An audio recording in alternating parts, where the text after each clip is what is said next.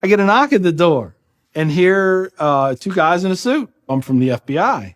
The first thing I have to say is, what took you guys so long? I told them the truth. I was going to make my own IED, and I was going to set across the Islamic Center over in a bank's parking lot, and I was going to dial it in and just watch the show. Growing up, I saw a movie, and it was Rambo.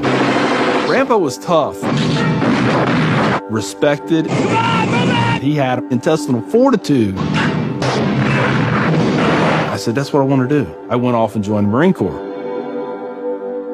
I wanted the action. The first time I got shot at, I remember looking at my watch and I says, man, this time last year I was in English class.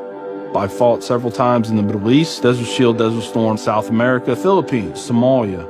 I think the worst things that I have seen is dead children. I had to suck it up. I had to be there for my guys. Each one of those teardrops stands for a confirmed kill. I stopped adding after 26.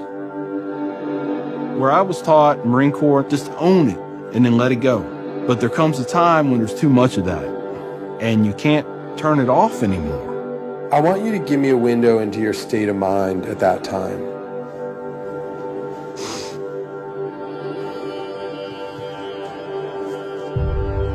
One time, my wife and I went to a DSW, and I saw in the distance these two women in black burqas in my store.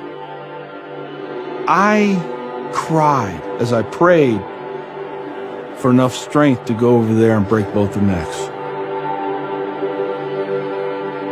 I was just angry. I was just full of hate, and it just fed off itself. At that point, I was drinking a half gallon of vodka every 2 days. I had devised a plan, create my own IED, homemade bomb, and I was going to set it off right outside the Mosque Islamic Center. 200 plus killed or injured. That was the plan. I saw an opportunity to do one last thing for my country. This was my rationale. I knew I would end up in a federal prison with a needle in my arm. I didn't care my hatred of Islam. It was the only thing that was keeping me alive. So one day my daughter comes home, second grade maybe.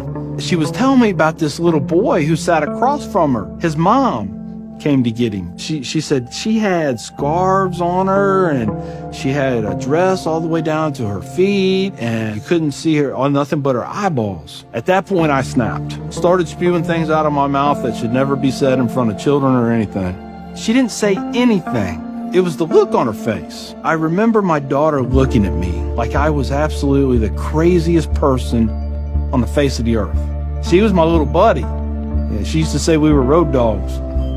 I know I saw it in her eyes. I made her question that love.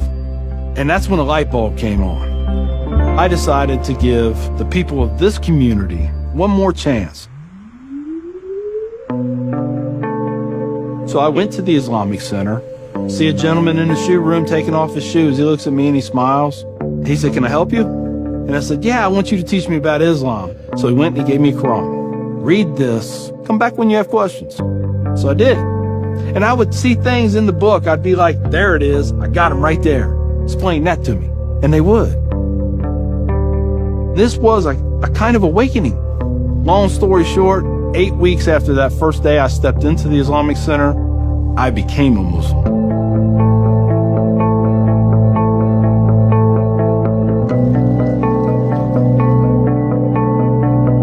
I'm a Muslim, a veteran, and a proud American.